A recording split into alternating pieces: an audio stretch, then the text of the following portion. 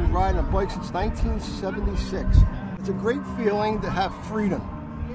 And when you're on a road riding, you see things you don't normally do in a car. Nature, the people, the public, freedom. Not being behind an office saying, gee, I wish I could do that, and never do it. I've fallen off the bike, but only because of stupidity. That can happen even if you're the best driver in the world, you can fall.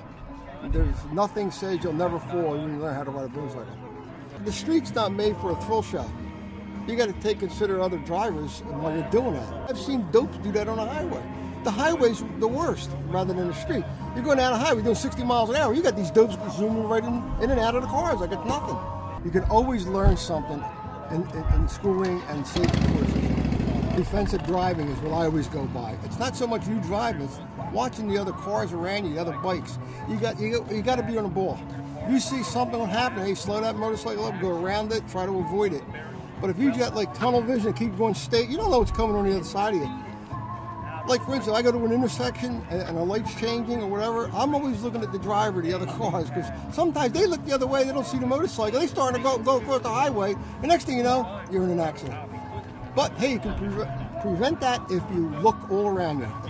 Defensive driving. Just like a car.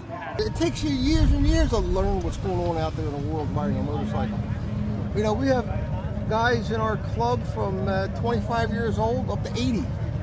You know, and the guys that are older have been around a long time. They can tell you, hey, you know, there's always something that can happen. And it's true. It happens all the time. Last year, this time, for this motorcycle run that we're doing, the Ride to the Tide, those two members got hit by a car and died, passed away.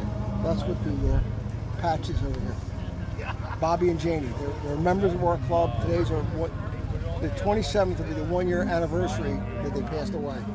And they were members of the club. A woman didn't see them, and she ran right smack in the side of them. First of all, before you get on that motorcycle, make sure everything's fitting you perfect. Your brakes are working, the throttle's working, in case you got to move real fast. Your tires should always be checked. Sometimes low pressure tires can cause something. Over the winter months, the bike sits, your tire pressures will go down. It makes the bike run differently. The bike should be in good operating condition before you even take off. Make sure your lights are working, everything. Every biker should know how to do their own checking. Boy, if you don't know how to check your own bike, I think you shouldn't drive a motorcycle. It means a lot, especially if you're driving at nighttime and the driver in front of you, you're trying to make a turn, the turn signal's not working, and you just turn, and the other car on the other side, he might hit my broadside, bang, you know what I'm saying? Everything should function properly on that bike. Personally, helmets are a great thing to wear. It doesn't always save your life, but it'll help.